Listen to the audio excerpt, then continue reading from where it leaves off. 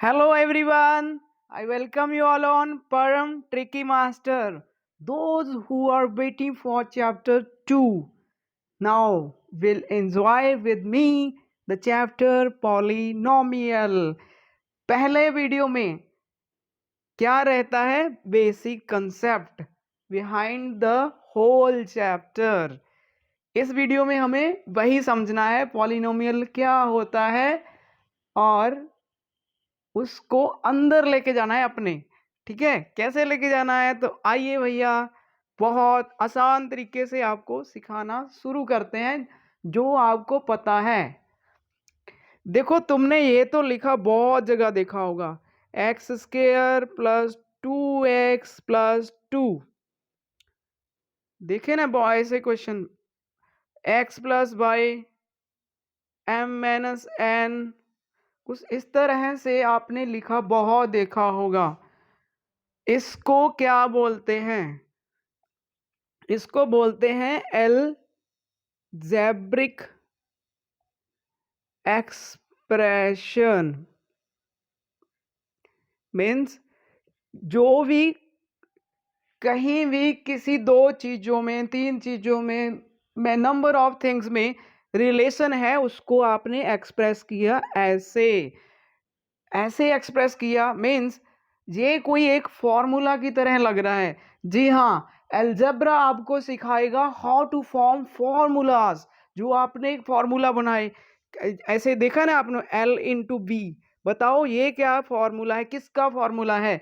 ये है sir length into breadth area of rectangle.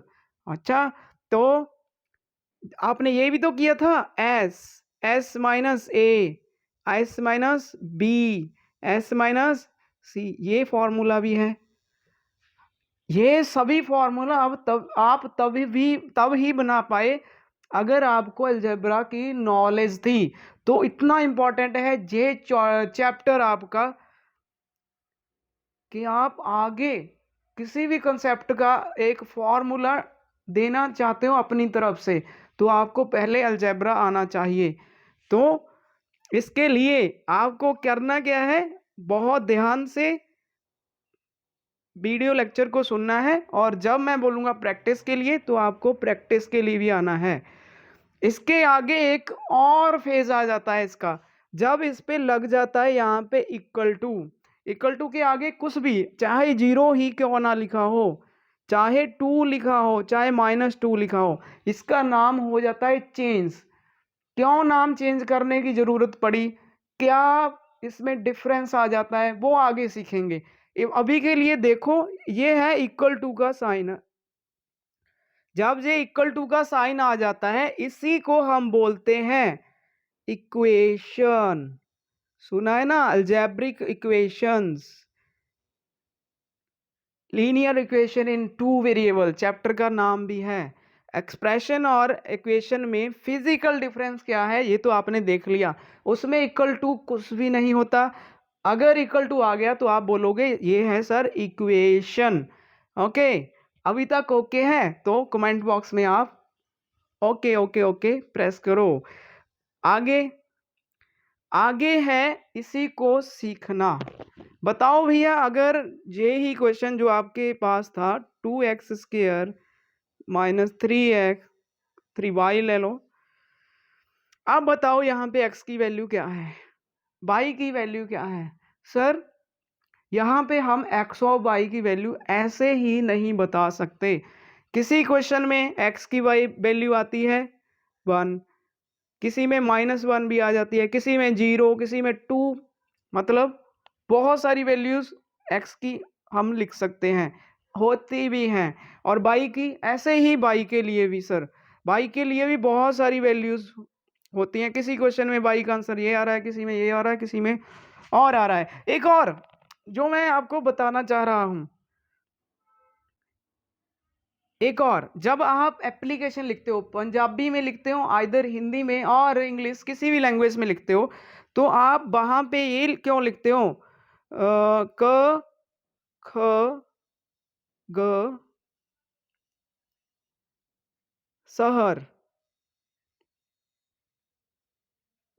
शहर का नाम ऐसे क्यों लिखते हो?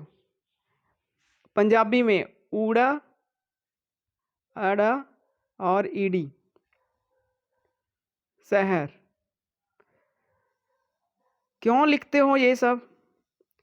सर यहाँ पे अगर कोई नया लिखना चाहेगा, कोई भी according to the city name particular जहाँ पे वो लिख रहा होगा, तो वो अपने वाला फिट कर सकता है, वो ही नाम यहाँ पे वो यूज़ करेगा। इट मीन्स इनकी वैल्यू चेंज हो सकती है, होती है, एक्स वाई की भी होती है, ठीक है। इसीलिए जिनकी वैल्यू होती है चेंज, जिनकी वैल्यू होती है चेंज, उनको आप क्या बोलते हो? जिनकी वैल्यू करती है वेरी, तो उसको बोलते हो आप वेरिएबल्स, ठीक है। ये होते हैं वेरिएबल्स, मीन्स इसकी वैल्यू क्या करेगी? वैल्यू वेरी, वेरी करती है, मीन्स चेंज होती है। तो जो भी आपको अल्फ़ाबेट्स मिले, X Y Z A B C M N, जो भी होते हैं वो सभी वेरिएबल्स होते हैं। क्यों होते हैं? उनकी वैल्यू कुछ भी आ सकती है, वैल्यू होती रहती है change, that's why we call them variables. तो आपके बाद तो मुझे भी पता है कि वेरिएबल आप भूल ही नहीं पाओगे। आगे क्या होता है, अगर मैं आपको ये क्वेश्चन दूं, x + 5 = 0, तो यहाँ पे बताओ कि 5 की वैल्यू कितनी है? सर 5 की तो 5 ही रहेगी, 0 की वैल्यू बताओ। 0 0 ही होता है, 5 5 ही होता है, इसकी जगह कुछ और आ सकता है? नहीं आ सकता सर। x² - 2x + 3, अब बताओ x की जगह वैल्यू कोई भी आ सकती है सर, बाद में पता चलेगा सॉल्व करने के बाद में। 3 की जगह सर 3 तो 3 ही होता है। तो इन सब चीज़ों को जिनकी वैल्यू नॉट चेंज, वो उनको बोलते हैं कांस्टेंट। कांस्टेंट्स क्या होते हैं?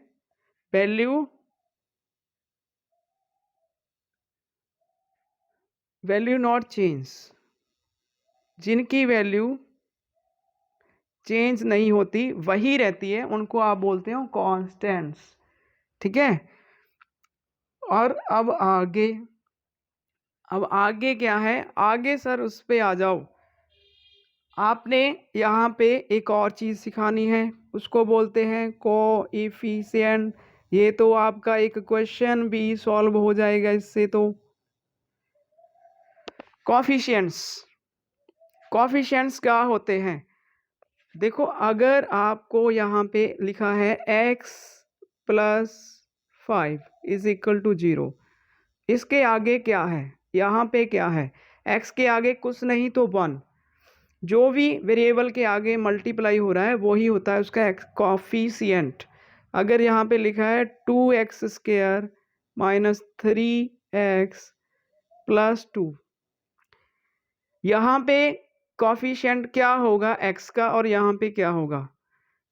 इसमें आंसर होगा coefficient of x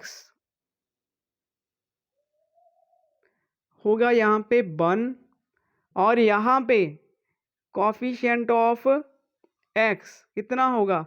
sir -3, because x के आगे ये मल्टीप्लाई हुआ है, ना कि ये लिख देना, इसका अलग से पूछेंगे। अगर पूछा है कोएफिशिएंट ऑफ x², तो आपको आंसर क्या करना है? 2, ठीक है। ऐसे नहीं बोल देना कि यहाँ पे भी x था और यहाँ पे भी x था, इसलिए मैंने वो लिख दिया। नहीं, x का अलग, x² का अलग। अगर y का है तो y का अलग आएगा। जैसे ये क्वेश्चन आपको मिला हो 3x - y, यहाँ पे y का कोएफिशिएंट क्या होगा? y का कोएफिशिएंट होगा -1, समझे भाई जी। कोएफिशिएंट निकालना बहुत आसान है, क्वेश्चन में आपको x² का ही पूछा है, तो वो तो आप कर दोगे बहुत आसानी से। अब आगे मैं जाते जाते आपको वो भी सिखाना चाहूँगा, पॉलिनोमियल किसको कहते हैं। अब जब आप पॉलिनोमियल पे पहुँचे,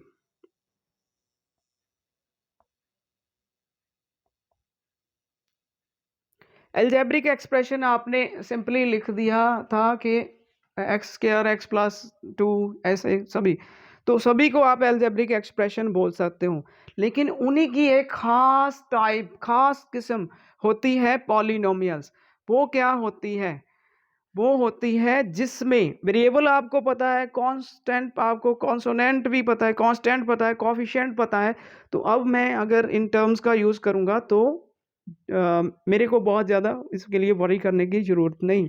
देखो, पॉलिनोमियल्स, पॉलिनोमियल वो एल्जेब्रिक एक्सप्रेशन होती हैं जिसमें पावर ऑफ वेरिएबल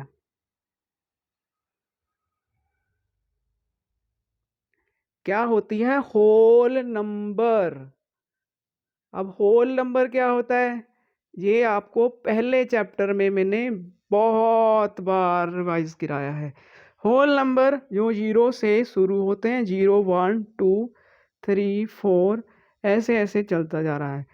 अच्छा सर, जीरो से अगर आप शुरुआत कर रहे हो तो तो जीरो से अगर हम शुरुआत कर रहे हो तो -1 अगर लिखा है, -2 लिखा है, क्या वो होल नंबर होगा? नहीं सर। अगर आपने लिखा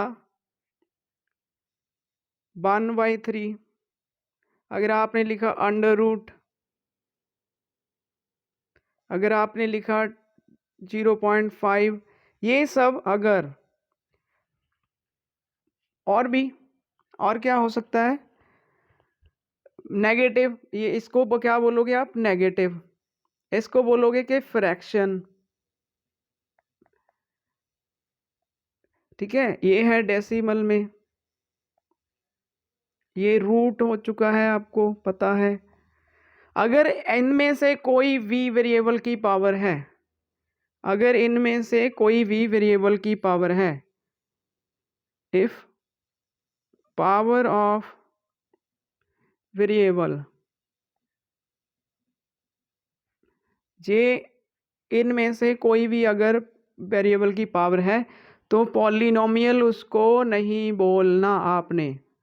मैंने ये अलग से क्यों निकाल के दिखाया? क्योंकि आप डायरेक्ट, ताकि आप डायरेक्ट ही उसका आंसर कर पाओ कि पॉलिनोमियल है या नहीं। और उसके आगे आपको रीज़न भी लिखना होता है, तो आप रीज़न लिख देना कि अगर इनमें से कोई भी पावर आई तो आपको लिख देना है कि power is not a whole number, that's why we are not saying it polynomial। polynomial नहीं होगा। इसको आपको, ये स्लाइड है आपके लिए स्टार। पॉलिनोमियल चैप्टर पूरा करना है, पहले तो पॉलिनोमियल क्या होता है वही पता होना चाहिए। ठीक है, अब इससे आगे देखो।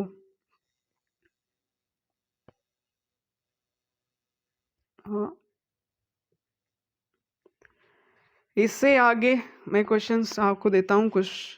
अगर ऐसे लिखा है x² - 2x + 3, ये हो गया पहला। दूसरा x - √x + 1। तीसरा m⁻⁴ + 2। चौथा x + 1/x। और पांचवा यहाँ पे लिखते हैं m + n⁻⁻1। इनमें से बताओ पॉलिनोमियल कौन कौन से है या कौन कौन से नहीं है।